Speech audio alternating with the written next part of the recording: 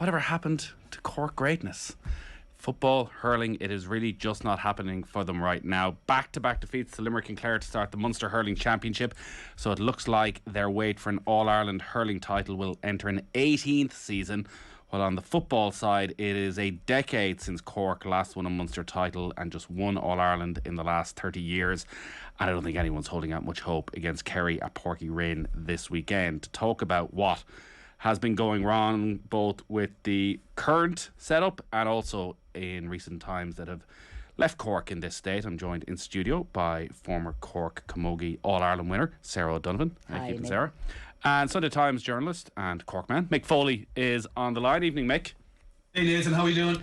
I'm alright. So there's probably a couple of different conversations. There's the current Cork hurling team, and despite being All-Ireland finalists last year, just how far away they still are from finally getting back and winning Liam McCarthy, and also what's gone on over the last decade that has left them maybe so far off Limerick at this stage. Sarah, you were down watching Cork against Clare, and that almost provoked this piece because I think you were a bit shocked by what you saw from Cork.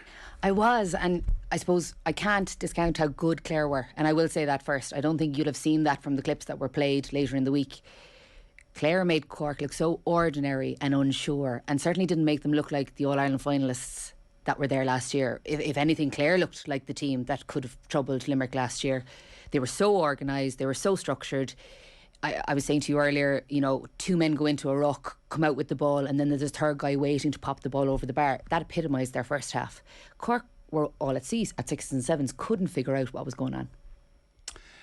Mick, you had been talking ahead of the game about a leadership crisis, I think, on and off the pitch for Cork, and it seemed to come to fruition over those first two matches. It doesn't seem they learned any lessons from the All-Ireland defeat last year. Well, it's difficult. I mean, when you think of, when Cork played Clare last year in the qualifiers, for example, right, that was a real sliding doors game for the championship. You know, it was a game. If Clare had won that match and Tony Kelly had a chance in the last seconds to score a goal, and, you know, all things being equal, he would have scored it. But, you know, credit the keeper for making a great save. Cork win. They go on to play Dublin. They beat Dublin in All-Ireland quarter-final, and they beat Kilkenny to make the All-Ireland final last year. That could easily have been Clare. So, first off, you know, there's not a whole lot between Clare and Cork.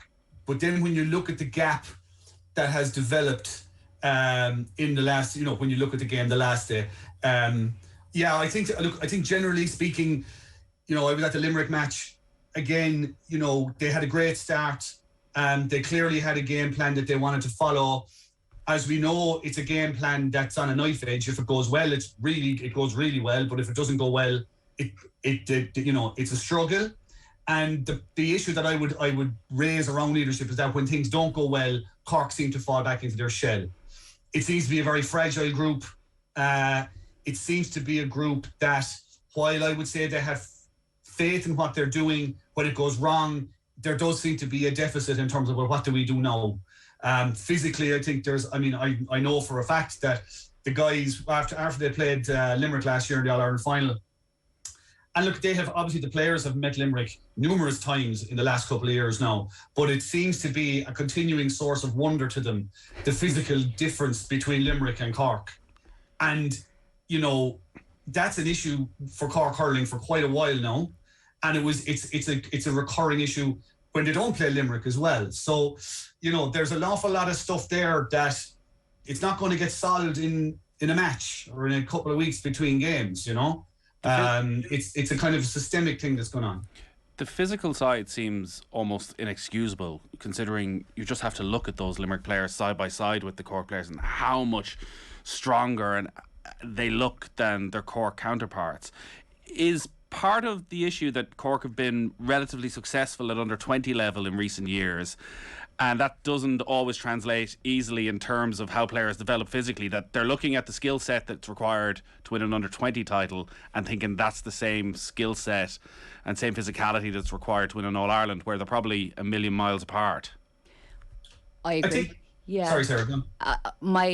My understanding of it is that they've picked aesthetically the same type of player over and over and over, and have kind of, bar a couple of players, the likes of Shane Barrett maybe, or Damien Cahalane, who'd be considered bigger or more physical, we've a kind of a prototype of a player, and we've got 25 of them, and we haven't. And actually, I know that the Dublin minor footballers, the same issue was there, in that they had developed the same type of player and then came up against, I suppose, different kind of players and didn't know how to adapt. And I think coaches have kind of gone into the mould of picking a prototype, having 25 of them, and not necessarily looking at bigger, more physical players across different age groups, and looking at lads who don't necessarily have the skill set or the hurling, but could win a high ball, or you know, would be physical enough to stand next to a man, you know, is essentially what Carol O'Tagerty is, you know. Like you have to look at players where you want them to go, and I agree. I think they've gone for a prototype and they haven't deviated from it. And in terms of the physical side, Mick, can you, like, if you, again, comparing them to Limerick, which is the obvious comparison we should be making if they want to get to that level, like, do Limerick pick a prototype and then, through strength and conditioning, develop them into whatever type of player they need them to be? I think Limerick have benefited, like, from having, this particular generation have benefited from having a really, really good structure going back from when they were, you know, teenagers, young fellas, like, and they've also had good school systems and so on and so forth. Now, Cork have elements of that as well. So, you know, I think, and also, to be fair, there is a freakish element about Limerick, in the sense that this is the greatest Limerick team of all time, right? And they have happened upon a handful of players that are freakishly brilliant hurlers and also freakishly physically strong. And they have built on that raw material. So, to be fair, and I mean, this is the thing as well with Cork, and I'm not making excuses for them, but like, you know, there was a little bit of a kerfuffle about Cork, not, you know, the All-Star situation last year with Cork.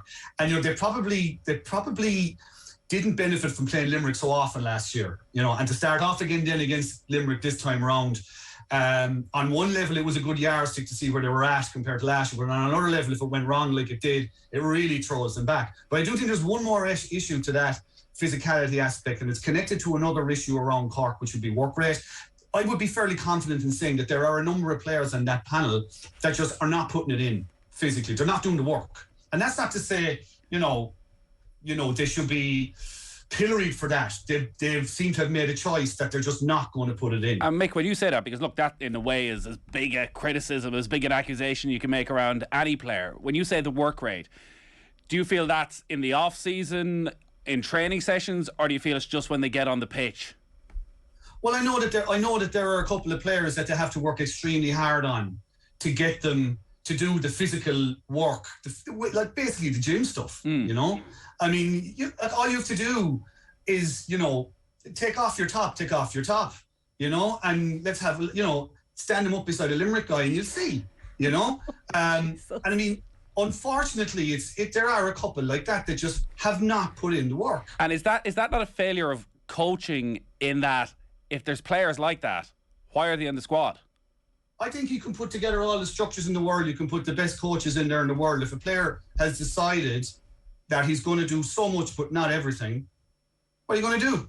And there's a lot of guys, I mean, and this is, you know, you can play around with it all you want, but there was a lot of talk within Cork and beyond Cork that it was a number of guys playing for their careers in the last couple of matches, and you see the outcome. So there is clearly an issue there around the attitude within the squad, that's what I'm talking about, leadership. The leadership within the playing group, and then the ability of the management to connect with the players to bring the whole thing together. And again, I mean, you say it's a big criticism. It's a criticism. I don't think it's unfair. I mean, one of the things that has been said about, you know, over the previous two games is that they're just getting blown out of it. You know, I mean, there's been criticism of them struggling on their puck outs. There's been criticism of not putting the work. Like, work rate is not just a thing this year. I mean, there's been statistical analyses done over the last bunch of years to show that Cork, of the elite counties playing the Liam McCarthy Championship, are among the teams that are at the lower end of that scale in terms of, I suppose, the hook block tackle is kind of gone now, but that's sort of, you know, the ruck balls, winning all that dirty stuff that you got to do to get the ball, to play the game that Cork are brilliantly capable of doing. There's no question about their skill levels. When Cork get into a game and when they have a spell, they can be devastatingly good. But it's earning the right to get to that stage seems to be the issue consistently with them. I will go back to that point though. That Clare game last year was a sliding doors moment. getting to the All-Ireland final last year possibly jumped Cork a couple of steps along further than they might have been. You know what I mean? So, you know, it's also a team that's still finding its way. You look at the way the team is being put together, guys, you know, there's issues in various positions. They're still looking for a fullback, a reliable fullback. They have a centre-back. Kieran Joyce, I think, is the guy, but they haven't nailed that down yet. There are issues in putting the team together as well. So the fact that they got to an All-Ireland final last year probably intensifies the glare more on them as well, when actually they're probably a team that are a couple of steps back from that. I don't want to give the players a free pass, Sarah, but like, that's culture. Is that not a culture of a great team that Limerick have, that Dublin had, that Kilkenny had, that is set by management, that if players aren't quite literally pulling their weight, that they shouldn't be involved? Look, I'm going back to Michael's point about looking for a fullback and looking for a centre-back and looking for a centre-forward. Who's looking? Because I don't think the current management team should be looking for those players. I don't think the current management team should be in this position this time next year. I think the current management team needs to go. I think they've had long enough with the group. The group hasn't made the changes that were required. They were incredibly passive the last day against Clare, and passive in the sense that they watched Clare play and win the game. And my issue is that they don't understand the effort that it takes to create a performance that entitles you to win a match. Now, Peter Duggan was in Australia for 2 years, and Peter Duggan was parachuted back into that Clare team, and Peter Duggan last Sunday understood perfectly the requirements that were required for his team to win that game. So I don't think that the players need more time. I think they need a different response and a different coach and different direction, and if they're not good enough, then they have to look somewhere else. So in terms of the management team, obviously with Kieran Kingston leading it, Ger Cunningham and Christy O'Connor left the backroom team after 2021. Noel Furlong, Paul Mulcahy joined. Gary Keegan came in as performance coach. Diarmuid O'Sullivan is still involved in some way. Donal O'Grady is also still involved. Like, on the one hand, it's what you would say county should do, but maybe it feels quite old-fashioned that you have legends of the county involved at various different levels. Is that the right thing? Like what Sarah's saying there about needing new voices, a new management structure, who are the right people making those decisions? Is there a sense in Cork that actually maybe we need to start looking outside for a bit of expertise, Mick? I think that, like, after the All-Ireland final last year, I think the pressure was on Kieran Kingston to shake up the management. You know, I think that the guys he got in, I mean, to be fair, like, Noel Furlong has a very good record at underage level. Pat Mulcahy has a very good coaching record. Like, you know, Gary Keegan comes in. I mean, Gary Keegan has been there previously with Cork and was considered a terrible loss when he left, and obviously has a terrific track record with other teams. So again, I go back to this thing that I'm not giving the management a pass here. I'm not giving anybody a pass. I think everybody has things that they need to do better to try and bring each other closer together, that the whole thing clicks. But the management made the changes in terms of the backroom. It hasn't worked. Have the players made the changes? I'm sure some have. I'm not sure others have. Just look at the performances. So I would imagine that by you know, whether it's right or wrong, and it doesn't really matter. I think it's probably, Kieran, this is probably the end of the road for its management anyway, unless they can somehow miraculously win an All-Ireland, which is not going to happen. So I would think, as Sarah said, they've had their time, and it kind of just hasn't worked out this particular year. They had their shot in the All-Ireland final, but the nature of that defeat was such that change had to occur within the management, and change had to be seen on the field. And to be fair, in the league, there was signs that, again, I go back to that work rate thing, that there was bits and pieces looked quite promising. But look, the hurling league is pretty much a sham, really. In terms of trying to read anything into it at all, when you have a proper league in the championship now. So, yeah, look, I think they've probably run out of road at this stage. And just on the greater infrastructure around Cork hurling, you talk of Limerick developing players at a very young age. What is that infrastructure? And financially, with all that's gone on at Porky Queeve, how has that impacted on centres of excellence, been able to gather the best young players together and get them on strength and conditioning programs, get them ready for potential senior hurling at a young age? Are those structures in place in Cork, Mick, as they are in other counties? I think there's never a problem producing players in Cork, and I don't think the structures. I mean, look, there's the size of the county and the geographical spread and so on will mean that there's always work to be done. I mean, even with small kids, you're talking about driving an hour and a half sometimes to play games.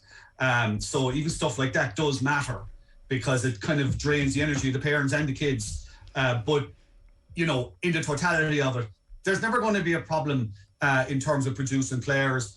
The schools aren't too bad. They've been doing quite well in the Harty Cup. If you look at the Rebel Oak, the development squads, they're all doing fine. So like there are players there.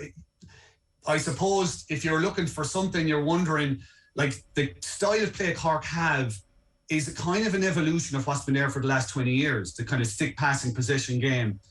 Does that need to evolve? And go back to what Sarah was saying before about picking players that you can work with to do a certain job for you. So when you get to senior level, senior into county, like the difference between senior into county and club is essentially being able to do the basics quicker than you do a club.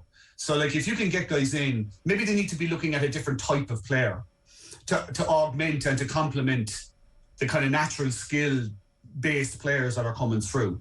But I mean, I wouldn't be cutting them any slack, like in terms of the players just aren't there, etc. There's plenty of players in Cork. There's plenty of hurling in Cork. There's plenty of support for them. I mean, they lose the All-Ireland final the way they did against Limerick, and still you go down to Portlaoise for the first game and it's nearly full. So like there is a latent support ready there for them if they can get a functioning team together. But at the moment, that's just not happening. They do need everybody at the very top singing off the same hymn sheet as well. And I was listening to Mark Landers on Anthony Daly's podcast, who was, very strong on the management team and, just who is making the decisions that, it's Kieran Kingston is the manager, but he didn't think it was Kieran Kingston's game plan, that it was underneath him that's generating the game plan. And he doesn't think it suits Cork hurling whatsoever. So like, if that's the case internally, that there's a manager, but a manager who's not overseeing the game plan, like, it's hard to see how players can flourish in that sort of scenario. Too much noise. I understood that players were having individual sessions with certain members of the management team, then go out on the pitch. Those members of the management team weren't necessarily staying for the training sessions, impacting their words of wisdom on the players and then leaving, And if I'm on the pitch and I'm looking to do the thing that they have told me to do, I'm looking out to the stand to see if they're there to see that I've done it. So I think there's certainly an element of, too many cooks spoiling the broth. I'm not preaching from the pulpit here. I'm managing a team. We lost by 9 points on Tuesday. I understand that management is difficult, but I can't go out Saturday morning to my team and not effect change so that we don't have the same result next week. And that's what Limerick felt like. And that's what Clare felt like. Who should be next if Kieran Kingston does go? I'd love to see Eddie Brennan in. I'd love to see a coach. Any man to come down and tell Cork how to play hurling? My issue here is that there's a complacency or a perceived sense that group of players is the best in Cork. And they go out to championship matches or club games with that opinion. And they don't necessarily look at other players with a clear vision, we'll say. The club championship or the Munster Club Championship kind of showed up how far back Cork were.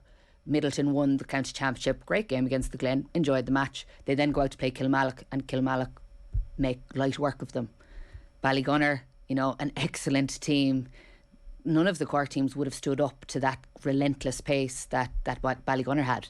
And it's bearing fruition in the Inter-County Championship in that the same thing is happening. Cork can't deal with the relentlessness of Waterford, the relentlessness of Clare, Limerick. It's not a surprise. Is there any chance, Mick, of an outsider coming in? No. Janet, I would. Do you know what? Do you know what I'd say? I would say that perhaps as part of a management team. I think certainly, but I don't know. Well, who knows? I mean, I think the other thing as well is that on a wider kind of scale, you have a county board executive that are dealing with a lot of legacy issues here. And things like outside managers would not be. I don't think it would be off. I don't think it's off the table in the way it might have been 10 years ago. But you would like to think that a county like Cork will be able to generate a coach and manager that would be able to do the job. But again, I think, I mean, the one thing, and this is common to hurling and football, like probably the coaching culture that perhaps exists in other counties hasn't always existed in Cork. It's kind of like, well, we've done things a certain way and that'll work out fine, you know, if we keep at it. But maybe that might be changing a little bit. Like when you look, there are more of that team of the noughties kind of getting involved and doing bits and pieces, and there are other people as well that are very well got and doing good work. And if you pull you would like to think that there would be a Cork-based management, a native coach, if you want to put it that way. What do you think Brian Cody's handshake with Eddie Brennan would be like if he became the Cork manager? I think he just turned to dust. It'd just be dust. It would be like one of those, you know in those Dracula movies when they see the sunlight? That would be what would happen to Shefflin after that handshake. Yeah. I do want to touch on the footballers as well, because they're playing Saturday evening. It's at Porky Rain against Kerry. Not in a particularly good place. Finished 6th of 8th in Division 2. Just won 2 of their matches. Darragh O'Shea had plenty to say about the Cork footballers and the stand that they took, wanting the game in Porky Rain. He said, did anybody really think they weren't going to field a team? Were they seriously going to wave Kerry through to the Munster final and throw their hat at the whole of 2022? Come on now, apart from anything else, that would take a level of stomach and bottle that they haven't had a lot of in recent history of showing. Let's be straight about it. In the last few years, Cork footballers have been a disgrace in the way they performed, in the way they've stood up for the great history of Cork football. They haven't played for the jersey. 1 win against Kerry in 10 years of football is a terrible return. There's no two ways about it. Seems a little bit over the top, Mick, considering it's not that long ago since Cork beat Kerry in the Munster Championship. And I think they were dead right to take a stand and say, we want to play this match in Porky Rain. But is there enough of a point there? Not really. I thought they stood up quite well, all right, when they beat Kerry in November 2020. And if my memory serves me right, I think I spotted Darragh at that game, and I saw a turn of pace from him at the final whistle that I hadn't seen in a long time. But joking aside, like, I mean, look, it's the thing about Cork football is always, and there was a spell, Nathan, over the years where I used to come on this show every year. It was like Christmas. Come on to explain what's going on with Cork football. I think when people kind of just parachute into a situation and go, what are Cork at? How come Cork aren't winning All-Irelands? And how come they aren't winning more? And how come Kerry keep beating them and stuff? Like, it's like every county, there's context to everything. And there's context as much to what's going on with Cork at the minute as there is any other year. Like, I went earlier on, I just had a look because, you hear the drip of injuries and stuff like that. And I'm just talking about this year in particular now. As you said, they finished 6th in Division 2. My thinking before Division 2 started was they had 3 key matches, right? Clare, Offaly and Down.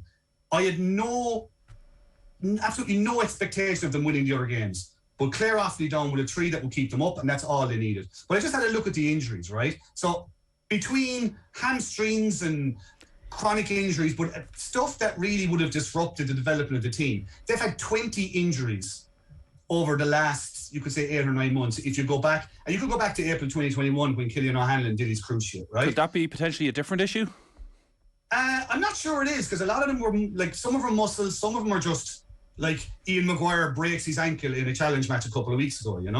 You also have 9 players, and all of them will be recognisable names who aren't involved. They've either retired, they've withdrawn, or they were dropped. You have a manager who's ill and hasn't been taking a full part with the squad. And you also have the scenario that the same manager and that management team made a policy decision at the start of this year to go with a generation of under-20s from a couple of years ago. So there's a whole, and a lot of them got injured, right? And it's possibly, and maybe there is an issue in terms of, well, they're trying to fast-track them too quickly. There was an issue in all of their league matches. When they came up against anybody with the physicality, and more than the hurlers, they started getting belted around the place and they weren't able. But there's been an awful lot of circumstances that have certainly contributed to Cork being down. I think the fact that they held on in Division 2 is successful. As you say, there's absolutely no expectation of any kind of a victory. on Saturday night. But like when you look back, I mean, a couple of years ago, just back to Dara's point, disgrace and all that. Like they beat them in 2020. They ran him to 4 points in 2019, and it was a legitimate 4 points. If you go back to 2015, they drew with them below Killarney, lost a scratchy old match. There's been a couple of bad ones. Obviously, last year was historically bad, and clearly Cork are in a very weak state. But the amount of guys that they've had missing, the age profile, and take all these other bits and pieces into account, I actually think there could be a bounce back from Cork next year. This has just been a really, really difficult year for them. See, that's Corkness. That's Corkness. That's what I've come to love from Cork. I have no idea what you're talking about. You'll take your beating on the pitch, but no way you're going to listen to any Kerry man run you down like that. I don't know. He's entirely entitled to his opinion. I think the thing that's upsetting Kerry most, though, is that Cork aren't fulfilling their traditional station of providing them with a game in a large stadium before they go on to other large stadiums. I think that's the major issue there. Luckily, Sarah, the Camogie or the ladies football team will roll into town and save the day again, hopefully. Hopefully. The ladies footballers, though, a lot of exits. You can't keep going, 5-6 years. There's bound to be some changes. The Camogie team, Hannah Looney's in New York. She's too far away for my liking. I think Cork will struggle without her this year as well. Okay. I don't think we're going to have those nice days in August that we anticipate. Well, we'll say something nice and talk some nice things about Cork at some stage over the summer. Surely. We'll just talk Roy Keane once again. Save the day. Is that right, Mick? You're a tough crowd, that's all I'll say. You never give us any slack, like. But Mick, we have Kinsale. Beautiful part of the world. Come on It'll now. never let us down. This isn't some sort of Fáilte Ireland advertisement. I just hope you're standing beside Darragh O'Shea tomorrow night or on Saturday night down in Porky Rin, Mick. Darragh, I'm only messing. Yeah, a couple of those Darragh O'Shea little thumps to the shoulder quieten you down pretty quick. I know, yeah. I'll try and I know, he knows I'm messing. It's all a bit of crack. It's all a bit of crack when it comes down to it, It is. Until Kerry win by about 15 points, but anyway. We're used to that. That's even crack. It's not on telly, is it? It is. It's on Sky. Oh, same. Oh, yeah. After the watershed. All our Gaelic football and off the balls with AIB, proud sponsors of the GAA Senior Football Championship. Check out #TheToughest for more. And the ultimate insult for Tom, he says Cork have taken over the mantle from Galway as the county that you don't know what team will turn up on any given day. I agree. Which nobody wants to be. Sarah Donovan, great stuff. Thanks for coming to the studio. Mick, pleasure as always. No problem.